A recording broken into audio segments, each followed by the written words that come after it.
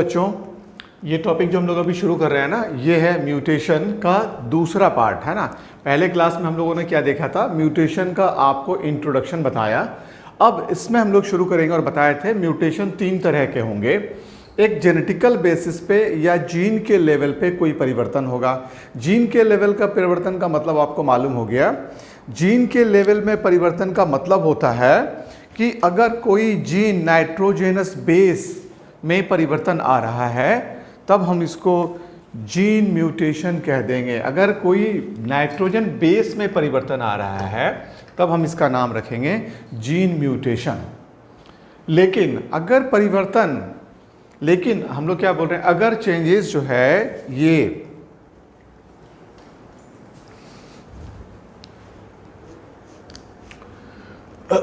Hello बच्चों, अब हम लोग जिस टॉपिक पे आ रहे हैं वो है म्यूटेशन का सेकेंड पार्ट। म्यूटेशन शुरू किए। म्यूटेशन में हमने आपको जनरल कैरेक्टर बताया म्यूटेशन का। म्यूटेशन को हमने 3 पार्ट में डिवाइड किया। पहला जीन म्यूटेशन, दूसरा chromosomal aberration, change in number of chromosome, और तीसरा जो पार्ट होगा वो होगा ploidy, change in number of chromosome. तो अभी हम लोग पहले पार्ट पे चलेंगे जो है change in genetical point, gene के लेवल पे परिवर्तन। अब हम लोग इस कॉन्सेप्ट को पहले समझते हैं। जीन हम लोग किसको कह देते हैं? जब हम लोग जीन की बात करते हैं ना, तो बेसिकली एक क्रोमोसोम ले लो। एक क्रोमोसोम में डीएनए होगा और डीएनए में नाइट्रोजन बेसिस के सीक्वेंस होंगे। नाइट्रोजन बेसिस का वो सीक्वेंस जो किसी कैरेक्टर को कंट्रोल करने में सक्षम हो। मान लो एक ही नाइट्रोजन बेस यहाँ पे दिखा रहे हैं, ये है एडेनिन, और ये अकेला किसी न किसी कैरेक्टर को कंट्रोल कर रहा हो, तो ये एडेनिन नामक नाइट्रोजेनस बेस क्या कहलाएगा? ये अब जीन कहलाएगा। तो जीन क्या हो गया? तो इस लेवल पे एक पॉइंट है, ये छोटा सा क्रोमोसोम के अंदर डीएनए, और डीएनए का एक छोटा सा लोकेशन, इसीलिए इस टॉपिक का नाम रखा जाता है पॉइंट म्यूटेशन। क्यों इसको पॉइंट म्यूटेशन बोलते हैं ये तुम लोगों को क्लियर हो गया होगा। तो ये प्रिंसिपल ऑफ इनहेरिटेंस पे इसी टॉपिक में 12th के तुम्हारे एनसीईआरटी के बुक्स में हम लोग कहते हैं छोटा सा एक टॉपिक दिया हुआ है म्यूटेशन। लेकिन म्यूटेशन जितना छोटा दिया हुआ, इतने छोटे को पढ़ने से हमारा वर्कआउट हम लोग नहीं कर पाए, हम लोग काम नहीं चलेगा। क्योंकि जब नीट का एग्ज़ाम है तो नीट के एग्ज़ाम में ये थोड़ा ज़्यादा आता है। नीट के एग्ज़ाम में क्या होता है, ये ज़्यादा आता है। तो हम लोग इसको पूरा वर्कआउट कर रहे हैं, और नीट के एग्ज़ाम में एम्स भी जुड़ा हुआ है, इसीलिए नीट के एग्ज़ाम का लेवल हमारे एनसीईआरटी से थोड़ा सा बढ़ेगा। तो शुरुआत कर रहे हैं हम लोग जीन म्यूटेशन या पॉइंट म्यूटेशन की। जीन म्यूटेशन कहाँ पे चेंजेस आएगा? चेंज होगा एक सिंगल बेस पेयर में। चूंकि क्रोमोसोम में डीएनए पाया जाता है, और डीएनए ऐसे दिखाते हैं, ऐसे डीएनए दिखा रहे हैं, डबल हेलिकल स्ट्रक्चर है। तो मान लो यहाँ पे कोई परिवर्तन होगा सी के लेवल पे, सी चेंज हो जाए ए में, तो इसकी जो पेयरिंग होगी ये भी तो चेंज हो जाएगी, है ना। एडेनिन और साइटोसाइनिन की पेयरिंग होती है गुआनिन से। तो अगर यहाँ पे सी के बदले ए आ जाए तो यहाँ भी ये बाउंडेड हो जाएगा, ये बदल जाएगा। तो कहते हैं पेयर में चेंजेस होता है ना। चूंकि डीएनए के लेवल पे समझ रहे हैं इन चीज़ों को, तो पहला होता है कि क्रोमोसोम में मिलने वाले डीएनए और डीएनए में मिलने वाले जीन के लेवल पे जो चेंजेस आएगा उसकी बात कर रहे हैं। तो जीन म्यूटेशन कहाँ होगा? Change in single base pair, एक बेस पेयर में परिवर्तन हो रहा है एक में, उसका कंसिक्वेंसेस है दूसरे डीएनए के थ्रेड पे, ऑटोमेटिकली ये चेंज होगा, इसीलिए कहते हैं बेस पेयर में चेंजेस। तो ये पॉइंट बड़ा इंपॉर्टेंट है, समझने वाली बात है। हम एक्सरे डालें, हम गामा रे डालें, हम यूवी रे डालें, और इस सी को, साइटोसिन को रिप्लेस कर दिए, ये डिलीट कर दिए, हटा दिए, तो इसका इम्पैक्ट कहाँ दिखाई देगा? इस दूसरे बेस पेयर पे भी दिखाई देगा। जो सी के साथ पेयरिंग करता था वो था जी, अगर जी सी बदल गया तो ए आ गया, तो ए के साथ फिर यहाँ पे टी आना चाहिए। तो ये बेस पेयर पे काम करता है। तो पहला पॉइंट है जीन म्यूटेशन, है ना। ये जो हम लोग हेडिंग पढ़ रहे हैं ना, जीन म्यूटेशन, तो जीन म्यूटेशन के बारे में पहला पॉइंट क्या हो जाएगा, इसको पॉइंट म्यूटेशन क्यों बोले ये समझ में आ गया, because this is nothing but A location, this is nothing but A point over the body of DNA, एक छोटी सी जगह है इसीलिए इसको पॉइंट माना गया and we call it point mutation, इसलिए इसका नाम रखा गया पॉइंट म्यूटेशन। तो ये पॉइंट आपको क्लियर हो गया। तो gene mutation occur due to change in single base pair of DNA, है ना, एक सिंगल बेस पेयर में भी होगा, ज्यादा में भी हो सकता है लेकिन मिनिमम कितने में होगा, एक सिंगल बेस पेयर में होगा, ज्यादा में भी हो सकता है, ध्यान रखना ये नहीं है कि ज्यादा नहीं हो सकता, इतना बड़ा पोर्शन इन्वॉल्व हो सकता है ये भी, लेकिन मिनिमम कितना होगा, एक बेस पेयर में होगा, नोन एज पॉइंट म्यूटेशन। इसको हम लोग पॉइंट क्यों बोले ये तुम लोगों को बताया, इसका नाम पॉइंट क्यों रखे, this is called point because it is small location, ये बहुत छोटा सा लोकेशन है over the body of a DNA, इसीलिए gene mutation is otherwise known as point mutation, gene mutation को हम लोग पॉइंट म्यूटेशन के नाम से भी जानते हैं। If more than one pair is involve it is called gross, अगर एक से ज़्यादा पेयर, मान लो हम लोग यही बताए कि ये पेयर सभी के सभी 2 3 4 एक से ज़्यादा पेयर अगर इन्वॉल्व होंगे तो इसको ग्रॉस म्यूटेशन कह देंगे, क्या नाम रखेंगे इसका, ग्रॉस म्यूटेशन कह देंगे। अब हम लोग सिंगल बेस पेयर के चेंजेस का एग्जाम्पल एनसीईआरटी में दिया हुआ सिकल सेल एनीमिया, तो जब हम लोग डिजीज पे आएंगे ना हम लोग इस सिकल सेल एनीमिया के बारे में भी बहुत डिटेल में डिस्कशन करेंगे। अब हम लोग इसके बाद वाला जो म्यूटेशन के बाद वाला पार्ट होगा वो होगा मेंडेलियन डिसऑर्डर, और जैसे ही मेंडेलियन डिसऑर्डर में आएंगे हम हीमोफीलिया के बारे में बताएंगे, सिकल सेल एनीमिया के बारे में बताएंगे, है ना, कलर ब्लाइंडनेस के बारे में बताएंगे। तो जितने डिजीज दिए होंगे ना, और उसके अलावे भी जो एनसीईआरटी में दिए हुए उसके अलावे भी कुछ और डिजीज के बारे में बताएंगे जो मेंडल के ट्रांसमिशन के रूल को फॉलो करते हैं, इसीलिए उन सारे डिजीज को मेंडेलियन डिसऑर्डर के नाम से जानते हैं। उन सारे डिजीज को हम लोग क्या कहते हैं, मेंडेलियन डिसऑर्डर कह देते हैं। जीन में भी फॉलोइंग टाइप, जीन म्यूटेशन कैसा कैसा हो सकता है जरा देखते हैं। यहाँ पे जीन लिख दिए हैं, बेसिकली तुम लोग समझ ही जाओगे, यहाँ पे जीन म्यूटेशन कर दो, जीन म्यूटेशन है ना, मे बी, ठीक है। ये कितने तरह के होंगे जरा इसको समझते हैं हम लोग। तो सिकल सेल एनीमिया में याद रखेंगे, जैसे ही हम लोग आएंगे ना, एक ही नाइट्रोजन बेस चेंज हुआ था, एक नाइट्रोजन बेस के परिवर्तन से, चेंज होने से ये पूरा का पूरा 1 एमिनो एसिड बदल गया था, एक एमिनो एसिड बदल गया था।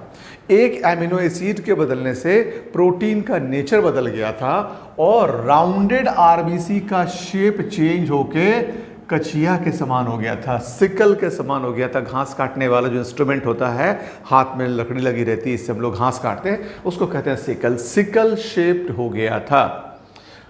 तो ये जो परिवर्तन हुआ था it was because of one nucleotide के बेस में परिवर्तन से हुआ था। तो ये हम लोग के लिए इंपॉर्टेंट पॉइंट हो गया। तो ग्रॉस म्यूटेशन क्या हुआ, when mutation involve more than one pair of gene, इसको बोल देंगे gross mutation. When mutation occur because of one pair of gene, इसको बोल देंगे पॉइंट म्यूटेशन। हालांकि पॉइंट म्यूटेशन में ग्रॉस म्यूटेशन भी आ गया, बेसिकली ये कोई डिफरेंट चीज नहीं है, but involvement of more than one gene हो गया। अब आ जाओ हम लोग जीन म्यूटेशन को हम लोग बेसिकली फ्रेम शिफ्ट म्यूटेशन की कैटेगरी में अभी पढ़ना शुरू करते हैं। सबसे पहले देखो फ्रेम शिफ्ट म्यूटेशन क्या है। फ्रेम का मतलब होता है कोई फ्रेम, हम लोग यहाँ पे एक ब्लॉक बना देते हैं, ऐसे घेरते हैं, और देखो फ्रेम क्या है। हम लोग कहते हैं ना लकड़ी का एक फ्रेम है, लकड़ी के दरवाजे में एक फ्रेम बना हुआ है। तो हम लोग किसी चीज़ को पढ़ते हैं तो यहाँ पे लिखते हैं हम लोग कैट गैट, और फिर लिखते हैं कैट गैट, फिर लिखते हैं आ, और फिर लिखते हैं गा। अब देखो ये क्या लिखे, तुमको लगेगा क्या सर अजीब सा शब्द लिखे हैं। देखो सभी के सभी नाइट्रोजन बेसिस का नाम है। C stand for cytosine, A for adenine, T for thymine, G for guanine. देखो यही 4 लेटर्स को रिपीट किए हैं कहीं ना कहीं इसी 4 लेटर के कॉम्बिनेशन से, लेकिन लिखे कैसे हैं ये 3 मतलब there is always a group of 3, क्योंकि नाइट्रोजन बेसेस के 3 के सीक्वेंस को जेनेटिक कोड कहते हैं। तो ये बेसिकली क्या है, एक जेनेटिक कोड है और हर जेनेटिक कोड एक एमिनो एसिड बना देता है। एक क्या बनाता है, एमिनो एसिड। तो जब हम लोग इसको पढ़ते हैं ना तो 3 के सीक्वेंस में पढ़ते हैं और कहते हैं कैट गैट आ गा नहीं, आओ और गाना गाओ। तो ये कैट गैट आ गा। तो ये हम लोग ऐसे लिखने का तरीका ये है क्योंकि इनमें बस उन्हीं 4 बेस की बात कर रहे हैं। यही 4 बेस होंगे। कौन कौन होंगे पता हो गया तुमको, एडेनिन, गुआनिन, साइटोसिन और थायामीन। और अगर आरएनए को डिस्कशन करेंगे तो यूरासिल कर देंगे।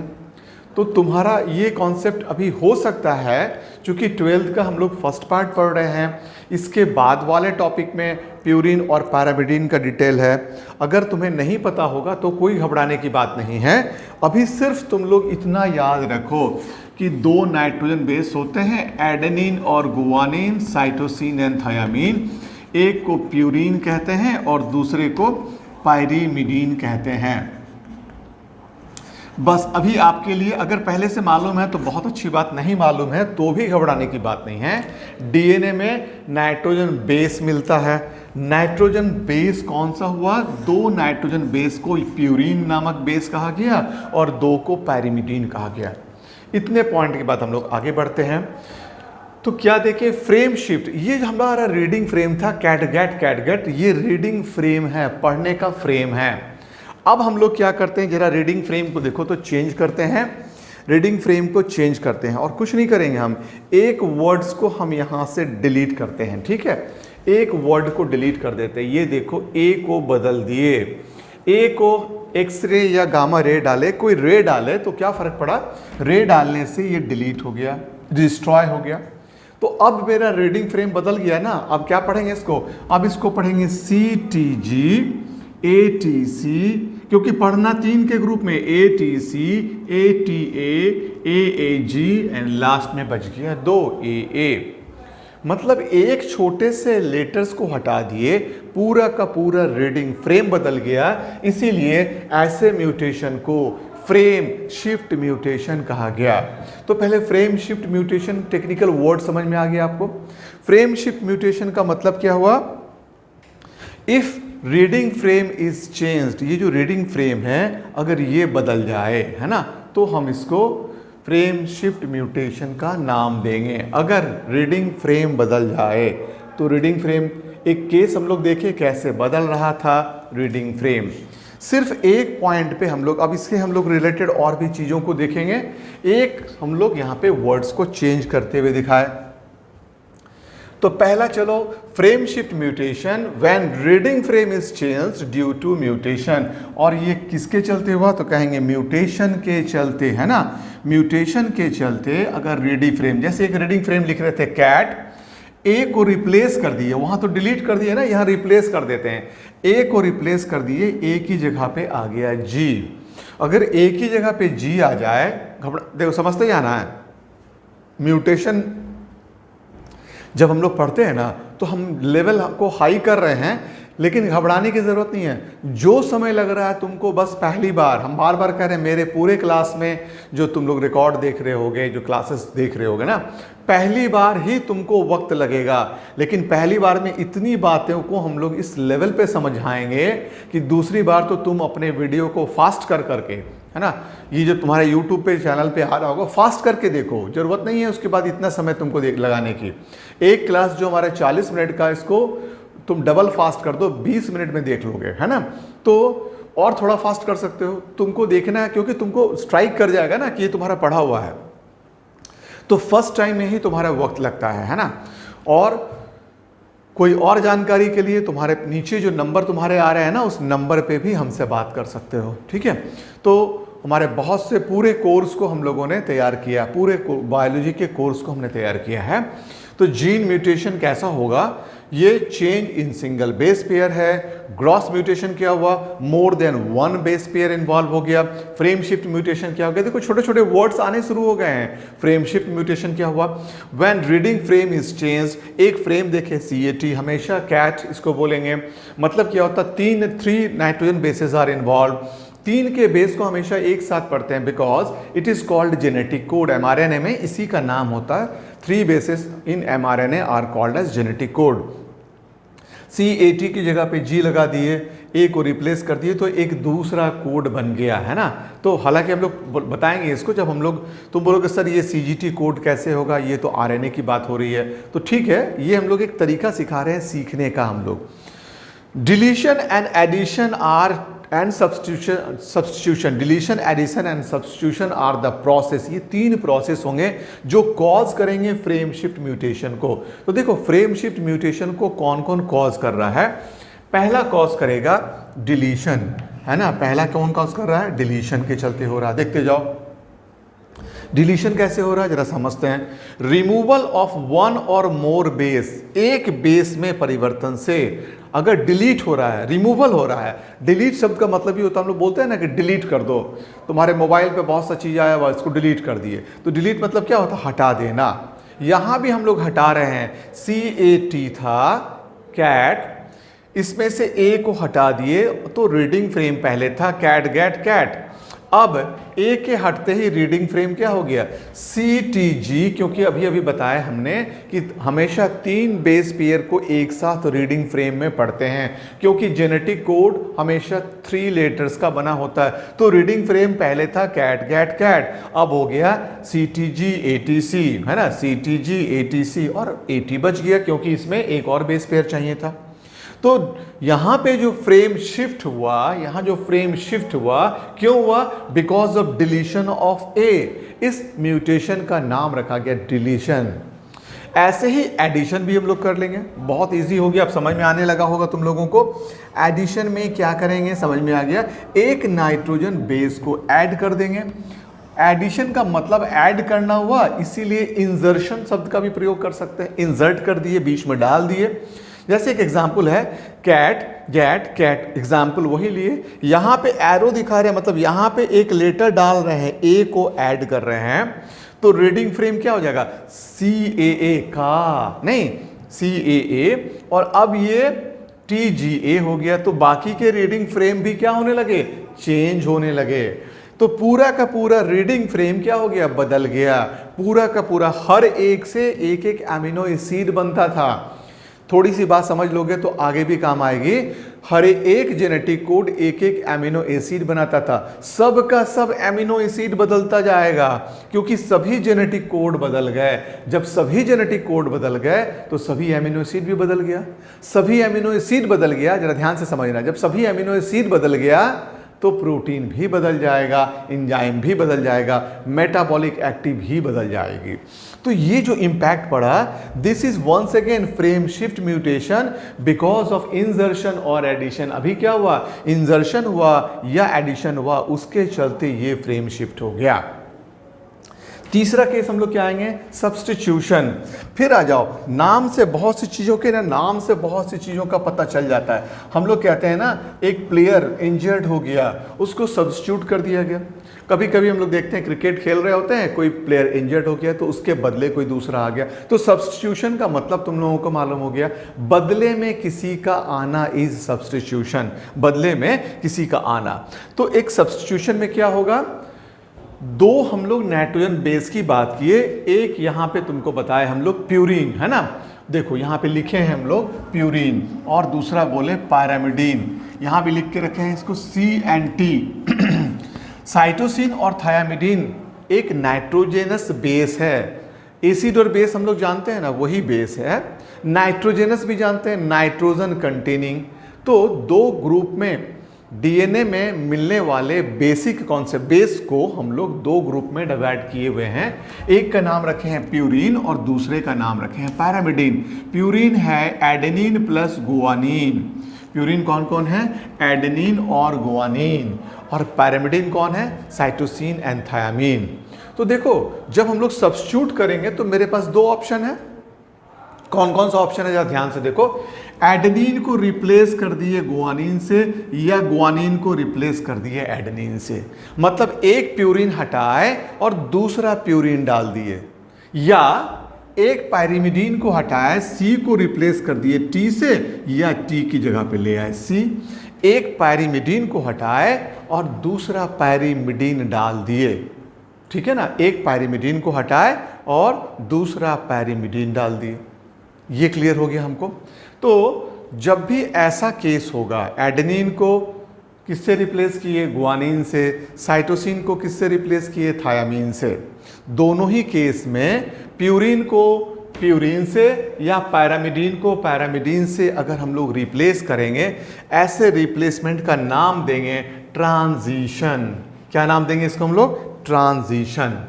तो एक क्वेश्चन तुम्हारा नीट का बहुत बार आया हुआ ये टर्म है, व्हाट इज ट्रांजिशन। तुम्हारा ऑप्शन होगा when purine is replaced by purine और pyrimidine is replaced by pyrimidine. अब तुमको ऐसा भी दे सकता है, पूछ देगा इन आउट ऑफ 4 4 ऑप्शन दिया रहेगा, पूछेगा which one is the case of transition.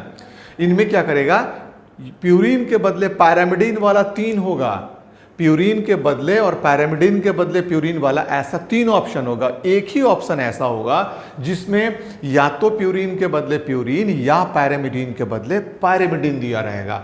तो ये एक ही ऑप्शन ऐसा होगा, ऐसे ऑप्शन वाले आंसर को ट्रांजिशन कह देंगे। तो ट्रांजिशन क्या हुआ, क्लियर हो गया। In transition a purine base A और जी इज सब्स्टिट्यूटेड बाय, ये सब्स्टिट्यूट हो जाएगा बाय अनदर प्यूरिन बेस, है ना, अनदर प्यूरिन बेस। तो ये जब केस होगा ना, इसको हम लोग कह देंगे ट्रांजिशन। ट्रांजिशन समझ में आ गया हम लोगों को।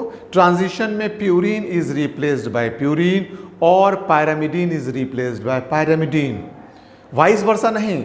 लेकिन अगर ऐसा भी तो हो सकता है, जैसे यहाँ पे दिखा रहे हैं एडेनिन, कैट और सीजी लिखे हैं, एडेनिन को के बदले आ गया गुआनिन, तो पहले कैट था अब सीजीटी हो गया।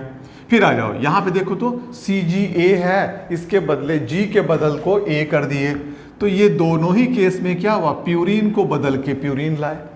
इस दोनों केस में देखो पैरामिडीन को बदलते हैं, एक्ट लिखे हुए थे, C को रिप्लेस कर दिए बाय T, C के बदले T ले आए तो बेस बदल गया। तो जेनेटिक हम लोग कहते हैं 3 लेटर्स का जो रीडिंग फ्रेम था वो भी बदल गया। उसी तरह से दूसरे केस में TTC था, T के बदले C ले आए। तो हर केस में ये जो एरो दिखा रहे हैं ये चेंज दिखा रहे हैं। तो ये दोनों केस पैरामिडीन का ले लिए और ये दोनों केस प्यूरिन का ले लिए। दोनों ही मामले में either purine is replaced by purine और pyrimidine is replaced by pyrimidine. हम इसको नाम देंगे ट्रांजिशन टाइप ऑफ सब्स्टिट्यूशन। ये है तो सब्स्टिट्यूशन, लेकिन इस सब्स्टिट्यूशन को ट्रांजिशन कहा गया। तो ये पॉइंट तुम लोगों को क्लियर हो गया होगा। Transition is replacement of purine by another purine या replacement of pyrimidine by another pyrimidine. अब हम लोग दूसरा केस चलते हैं, ट्रांसवर्सन। अब क्या होता सोचो तुम, ऐसा हो सकता था ना कि प्यूरिन को पैरामिडीन से या पैरामिडीन को प्यूरिन से रिप्लेस कर दें, प्यूरिन की जगह पे पैरामिडीन ला दें या पैरामिडीन की जगह पे प्यूरिन ले आए। फिर भी ये रिप्लेसमेंट तो होगा, लेकिन अब इस रिप्लेसमेंट का हम लोग नाम बदल देंगे, है ना। इस रिप्लेसमेंट का नाम रखेंगे ट्रांसवर्सन। तो इसका नाम हम लोग बदल दिए और नाम रखे ट्रांसवर्सन। तो ट्रांसवर्सन भी आ सकता है। पूछता है 1-2 केसेस आएगा तुम्हारा जहाँ पे डिजीज होगा और ये रिप्लेसमेंट के चलते होगा, तो पूछेगा ये ट्रांजिशन का केस है या ट्रांसवर्सन का केस है। जैसे अभी हम लोग बोले सिकल सेल एनीमिया जब पढ़ाएंगे तो देखेंगे कैसे ये ट्रांसवर्सन का केस है, कैसे यहाँ पे प्यूरिन को रिप्लेस किया गया पैरामिडीन से, है ना। तो जब प्यूरिन को पैरामिडीन से हम लोग रिप्लेस करेंगे, क्योंकि एक नाइट्रोजन बेस को रिप्लेस कर रहे हैं वहाँ, और उसके चलते गोल आरबीसी का शेप बदल के सिकल सेल हो जाता है। तो सिकल सेल एनीमिया में 1 nitrogen base is replaced by another, but it is a case of transversion. ये टिपिकल क्वेश्चन है सिकल सेल एनीमिया। इसके बाद वाले टॉपिक में जब हम लोग आएंगे मेंडेलियन डिसऑर्डर में, ये हम लोग दिखाएंगे कौन सा ट्रांजिशन हुआ था या ट्रांसवर्सन हुआ था। तो ये हम लोग आगे बढ़ेंगे। ये समझ में आ गया। तो ट्रांसवर्सन में क्या दिखाएंगे, एडेनिन को देखो अब थायामीन से, मतलब प्यूरिन को पैरामिडीन से, ये भी क्या था पैरामिडीन को, है ना, A+T दिखा रहे हैं, ए को हम लोग रिप्लेस कर रहे हैं पैरामिडीन से, यहाँ पे पैरामिडीन था उसको रिप्लेस कर रहे हैं प्यूरिन से। या यहाँ पे देखो C लिखे हैं, C भी पैरामिडीन है, इसको रिप्लेस कर रहे हैं हम लोग किससे, एडेनिन गुआनिन, ये दोनों प्यूरिन हैं। तो ये दोनों तीनों केसेस किसके एग्जाम्पल हो गए, ट्रांसवर्सन के एग्जाम्पल हो गए। तो ट्रांसवर्सन आपको समझ में आ गया। अब हम लोग एक इंपॉर्टेंट पॉइंट आ रहे हैं जीन म्यूटेशन के बारे में। जीन म्यूटेशन जो नेचर में, ऐसा नहीं है कि हमेशा हम ही लोग यूवी रे डालेंगे तब होगा, नेचर में जैसे सिट राइट ने लॉन्ग शिफ्ट के बीच में अपने कुछ बच्चों को, शीप के बच्चों को कैसा देखा था, शॉर्ट लेग, वो तो नेचर में अपने आप हुआ था। जब नेचर में अपने आप होता है हम इसको स्पॉन्टेनियस म्यूटेशन कहते हैं, है ना, क्या कहते हैं, नेचर में जब अपने आप होता है तब हम इसको स्पॉन्टेनियस म्यूटेशन भी कहते हैं। तो ये एक इंपॉर्टेंट पॉइंट हो गया, जीन म्यूटेशन में अकर नेचुरली, है ना। फिर हम लोग आते हैं change may not occur some time because of one amino acid. कभी कभी क्या होता है ना, हम चेंज किए, ठीक है, नाइट्रोजन बेस भी बदल गया, लेकिन कई बार कई जेनेटिक कोड एक ही एमिनो एसिड को बनाते हैं, जो हम लोग अभी पढ़ेंगे जब जेनेटिक कोड इसके बाद वाले चैप्टर में आएंगे, मॉलिक्यूलर जेनेटिक्स पे पहुंचेंगे ना, तो जेनेटिक कोड वाला जो हमारा टॉपिक होगा उसमें तुमको बताएंगे कई केसेस ऐसे होंगे जहां पे कई जेनेटिक कोड एक ही बेस को बनाते हैं। तो जब यहां पे हम लोग अभी एग्जांपल लिखे हैं, तब क्या होगा, म्यूटेशन का कोई इंपैक्ट नहीं होगा, चेंज हुआ लेकिन वही एमिनो एसिड पहले से बन रहा था, वही एमिनो एसिड अब भी बना, फिर चेंज किए फिर भी वही एमिनो एसिड बन रहा। तो अगर एमिनो एसिड सेम रह गया तो इस इंपैक्ट का, इस चेंज का कोई इंपैक्ट नहीं पड़ेगा। जैसे कि एग्जांपल देखो, हमारे पास एक जेनेटिक कोड था CGU जो आर्जिनिन नामक एमिनो एसिड बनाता था। कौन था, CGU।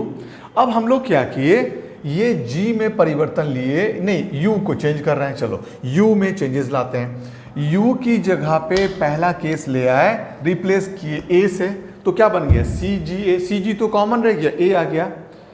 या रिप्लेस किए, देखो 3 रिप्लेसमेंट दिखाए हैं, या रिप्लेस किए A की जगह पे C ले आए तो बन गया CGC, या U की जगह पे G ले आए तो बन गया CGG। चाहे CGU बने या CGA बने या CGC बने या CGG बने, चारों के चारों एक ही एमिनो एसिड को कोड कर रहे हैं और उसका नाम है आर्जिनिन। तो जरा देखो तो CG के बाद A हो, U हो या C हो, है ना, CG के बाद A हो, U हो या C हो, सभी केस में U भी है, A भी है, C भी है, G भी है, सभी के सभी केस में आर्जिनिन ही बना। तो रिप्लेसमेंट हुआ, फ्रेम शिफ्ट भी हुआ, लेकिन इस फ्रेम शिफ्ट का एक ही रीडिंग फ्रेम बदला ना, यहाँ पे जब सब्स्टिट्यूशन हुआ तो एक ही तुम्हारा नाइट्रोजन बेस को बदलना चाहिए था, नाइट्रोजन बेस बदला भी लेकिन इसका इंपैक्ट नहीं पड़ा। ऐसा म्यूटेशन को हम लोग नाम देते हैं साइलेंट म्यूटेशन। म्यूटेशन टेक्निकली हुआ लेकिन इसका फेनोटाइपिक कोई इफेक्ट नहीं दिखा, ऐसे म्यूटेशन को। तो change may not occur sometimes, इसलिए परिवर्तन नहीं दिखा। चेंज हुआ, चेंज मतलब कैसा चेंज हुआ, जेनेटिकल लेवल पे चेंज हुआ, लेकिन फिनोटाइपिक लेवल पे, मॉर्फोलॉजिकल लेवल पे हमको इसका कोई इंपैक्ट नहीं दिखा। ऐसे म्यूटेशन को हम लोग साइलेंट म्यूटेशन का नाम देते हैं। तो यहाँ पे एक वर्ड हम लोग लिखते हैं साइलेंट। साइलेंट मतलब शांत रहना, हमको पता ही होगा, इसको साइलेंट म्यूटेशन का नाम दिया गया। तो एक ये इंपॉर्टेंट पॉइंट है जो हम लोग आगे डिस्कशन करने वाले थे। ये पॉइंट हम लोग साइलेंट म्यूटेशन हम लोग आगे ये शब्द बताने वाले थे, लेकिन यहाँ पे ये आ गया है, इसको डिस्कशन करेंगे।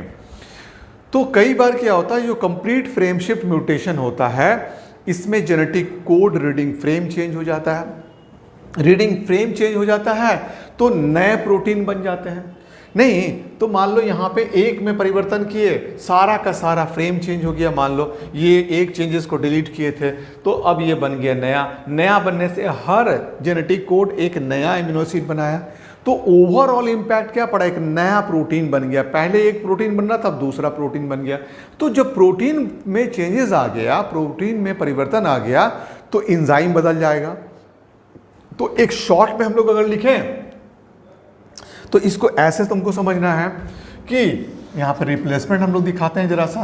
एमिनो एसिड चेंज हो गया, तो पहले क्या चेंज हुआ, पहले लिखो जेनेटिक कोड चेंज हो गया, उसके चलते एमिनो एसिड चेंज हो गया, उसके चलते प्रोटीन चेंज हो गया, उसके चलते एंजाइम चेंज हो गया, और इसके चलते पूरी एक्टिविटी, मेटाबॉलिक एक्टिविटी क्या हो जाएगी, ये चेंज हो जाएगी, एक्टिविटी चेंज हो जाएगी। तो ये जो केस था, इसका मतलब क्या हुआ, बड़ा ग्रॉस इंपैक्ट पड़ा, म्यूटेशन का बहुत बड़ा इंपैक्ट पड़ा, क्योंकि बहुत बड़ा परिवर्तन हो गया। तो कभी कभी म्यूटेशन का ये रोल हो सकता है कि छोटा सा म्यूटेशन हुआ, ड्रास्टिक परिवर्तन हो गया, और कभी कभी ये साइलेंट म्यूटेशन भी हो सकता है। तो म्यूटेशन के ये टाइप हो जाएंगे। तो अब इसको लाइन को देखो, due to frame shift mutation complete reading of genetic code is change. जब फ्रेम शिफ्ट म्यूटेशन हो रहा है, कंप्लीटली चेंज हो रहा है, thus all amino acid change, it creates a new protein, एक कंप्लीटली न्यू प्रोटीन बना, इसीलिए पूरा का पूरा चीज बदल गया। फ्रेम शिफ्ट म्यूटेशन, इसको हम लोग ज़्यादा हार्मफुल मानते हैं, ये बड़ा हार्म कर सकता है। क्यों? क्योंकि पूरा का पूरा प्रोटीन ही बदल गया। पूरे के पूरे प्रोटीन के बदलने से क्या हो जाएगा, पूरे के पूरे प्रोटीन के बदलने से हम लोग ये देखेंगे कि पूरा का पूरा उसका इम्पैक्ट बदल गया, मेटाबॉलिक एक्टिविटी बदल गई, और मेटाबॉलिक एक्टिविटी ही नहीं बदली बल्कि उसका एक और इम्पैक्ट पड़ा। मेटाबॉलिक एक्टिविटी के अलावे इसका फेनोटाइपिक परिवर्तन भी दिखने लगा।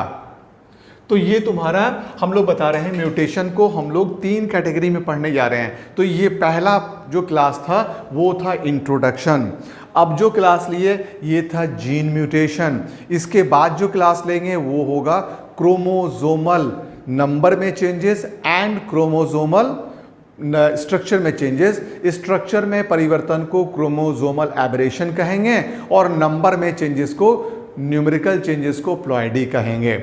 और इसके बाद फाइनल होगा म्यूटाजेनिक एजेंट। तो इसको हम लोग पहले क्लास में इंट्रोडक्शन था, सेकेंड क्लास में हम लोग जीन म्यूटेशन के बारे में बताए, इसके बाद 2 क्लास, एक क्लास क्रोमोसोमल एबरेशन, दूसरा क्लास क्रोमोसोमल में प्लॉइडी, और लास्ट में म्यूटाजेनिक एजेंट। तो ये 5 क्लासेस में इसको हम लोग कवर अप कर रहे हैं, और तब हम लोग आएंगे मेंडेलियन डिसऑर्डर की बात करेंगे।